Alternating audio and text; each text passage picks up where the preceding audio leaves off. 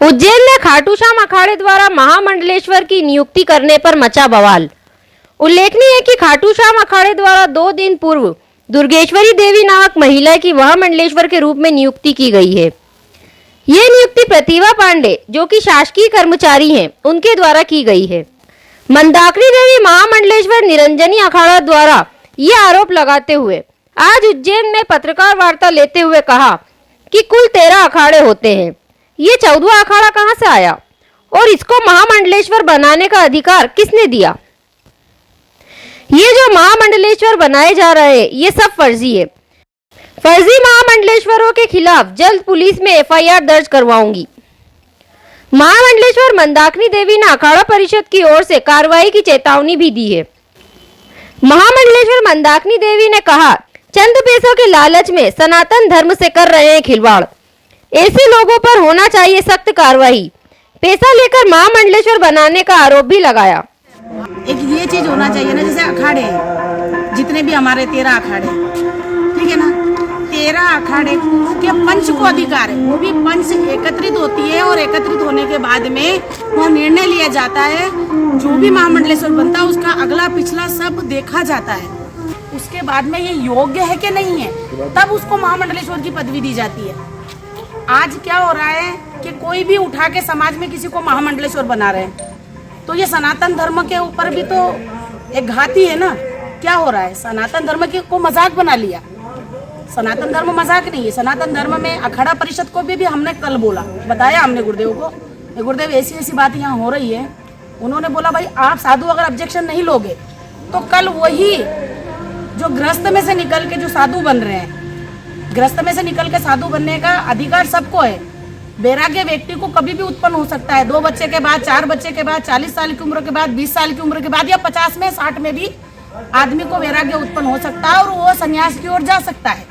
पर उसका एक नियम है। उसका नियम ये है कि अगर वैराग्य उत्पन्न हुआ है तो आप महापुरुष बनिए, विद्यार्थी बनिए, 6-6 साल के आपके कोर्स करिए।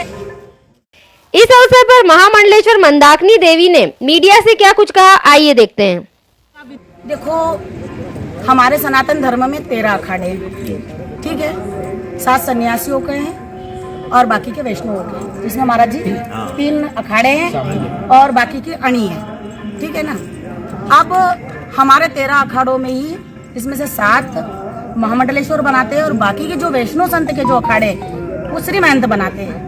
हमारी यह परंपरा सदा से चली आई है, ठीक है, यह परंपरा सदा से चली आई है। परंतु हमारी सनातन धर्म की परंपरा पे अब लोग क्षति पहुंचा रहे हैं। जैसे 14 तारीख के दिन कुमाऊं धर्मशाला के अंदर एक माताजी को महामंडलेश्वर बनाया गया। हमारे यहाँ पंच निर्णय करता है कि महामंडलेश्वर बनाने के लिए, चाहे वो निर्वाणी का पंच हो, चाहे वो जूना का पंच हो, चाहे वो निरंजनी का पंच हो, चाहे वो आनंद का पंच हो, चाहे अटल का पंच हो, चाहे आपका कौन सा मर्जी आह्वान का पंच हो, ठीक है ना। हमारे अखाड़े के पंच तय करते हैं कि किस व्यक्ति को महामंडलेश्वर बनाना है और महामंडलेश्वर भी इसमें यह तय किया जाता है कि ये योग्य है कि नहीं मंडलेश्वर के, महामंडलेश्वर का के व्यक्ति योग्य है कि नहीं है, तभी उनको महामंडलेश्वर की पदवी दी जाती है, जिसके अगला पिछला सब कुछ देखते हैं। एक बात बताइए, अगर ये गृहस्थी लोग महामंडलेश्वर बनाने लगे तो अखाड़ों का और सनातन धर्म का क्या होगा?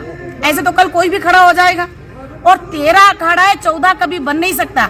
मैं आपको पहले भी बोल चुकी हूँ, जब एक बार प्रेस वार्ता में और मेरे से सवाल किया गया था कि माता जी 13 अखाड़े और 14 बनाना चाहते हैं वैराग्यानंद जी, तो मैंने क्या बोला था कि नहीं, अखाड़े 13 हैं, 14 कभी जीवन में नहीं बन सकता। किसके द्वारा बनाया गया है, ये कौन है? ये प्रतिभा जी है, जिनकी सरकारी जॉब है, वो नौकरी करती है और अपने आप को भागवत आचार्य लिखती है और वो कम से कम 10 साध्वियों को उज्जैन के अंदर मंडलेश्वर बना चुकी है। 10 साधुओं को मंडलेश्वर बना चुकी है।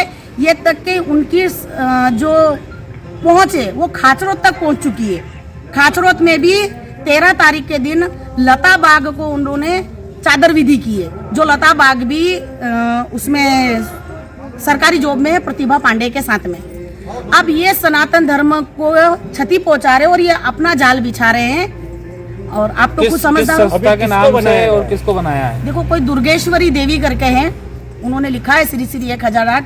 महामंडलेश्वर दुर्गेश्वरी देवी, जिसमें महाराज जी को ने इनको भी उन लोगों ने बुला लिया और साधु समाज का अपमान कर रही है और बहुत गलत कर रही है। मैं चाहती हूँ कि आज संत समाज भी आवाज उठा रहा है। कौन से अखाड़े से हैं वो लोग? वो लोग हैं खाटू श्याम बता रहे हैं, वो लोग खाटू श्याम अखाड़े से हैं वो लोग।